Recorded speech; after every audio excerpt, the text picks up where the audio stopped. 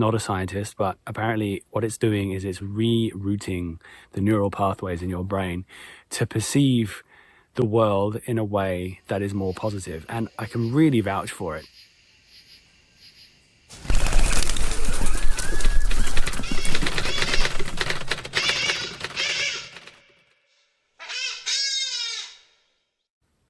Hello and welcome to another episode of The Wild Dispatch. This is another one of the skills toolbox kind that I've been doing for a little while now. I should probably plan these a little better, but it seems to be that I start recording them only when I get the feeling like I should. I have the idea of doing it, and I've got my stuff with me, got my phone, so why not just record it now? I feel like today is a good day to talk about another trick that I found really helpful in many different ways. Actually, also in the world of outdoor adventure, hunting, but also just in life. But first, before I talk about that, I should probably actually set up. It's something which I've talked about quite a few times on my podcast and also when I'm guesting on other podcasts. And I think it's something which, while is massively improving, mental health is not something which people, particularly men who are in the demographic of macho, taking on nature and kind of being in the wilderness in a capacity to prove themselves kind of fashion. Certainly in that space, there isn't a whole lot of people talking about mental health, and hats off to the people who are. I think that while it's great to talk about it and be open about the realities of life, be it when you're out here in the wilderness or trying to grind it out with your job, which can also be sometimes even more stressful and more challenging.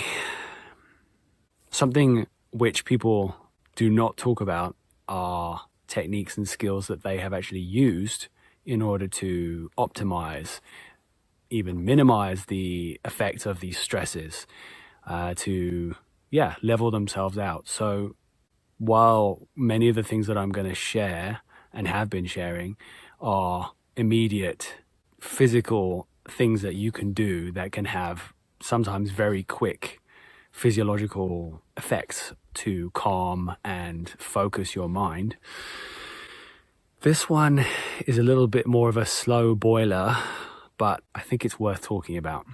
Someone suggested this to me at a barbecue, actually. And at the time when I heard it, I nodded along and was positive in the conversation, but in my own mind, I kind of laughed at the idea. And I'm imagining that's probably what the feeling is going to be for most people listening. But something that the person recommended to me was to write out things that you're grateful for every day, or as regularly as you can, but usually creating a routine is the best way in order to keep the thing alive and keep it happening. Now, this can be anything from just 3 things just that you write out, and it's easy to worry about, like, how do I think of new things to be grateful for? It doesn't even have to be new things to be grateful for. It could be the same things. But it's just a case of reminding yourself to be aware of the things that are good in your life.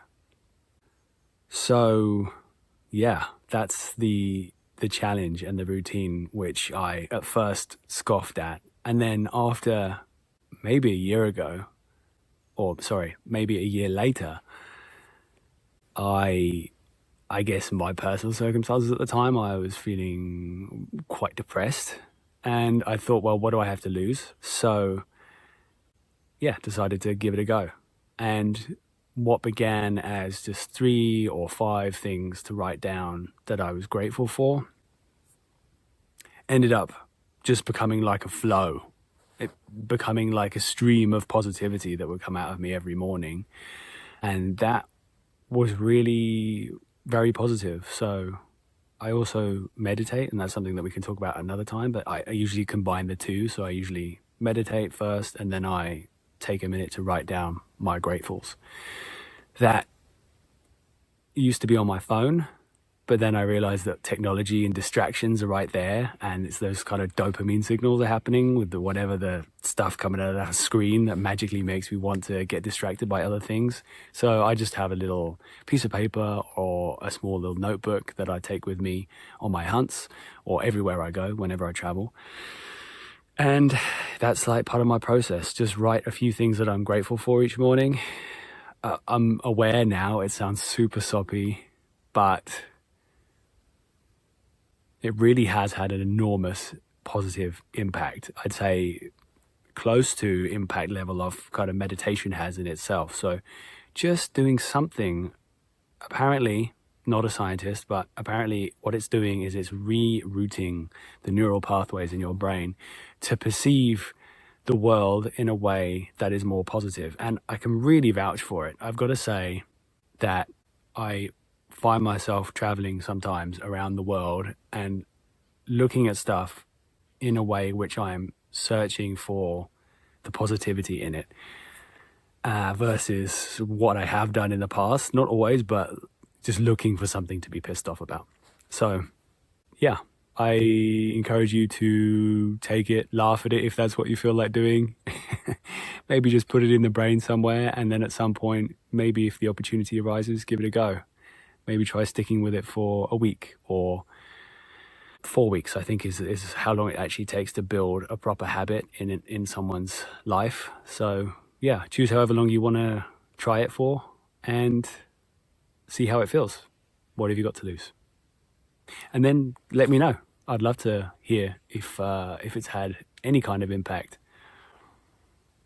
Okay. Thanks for listening. Until next time.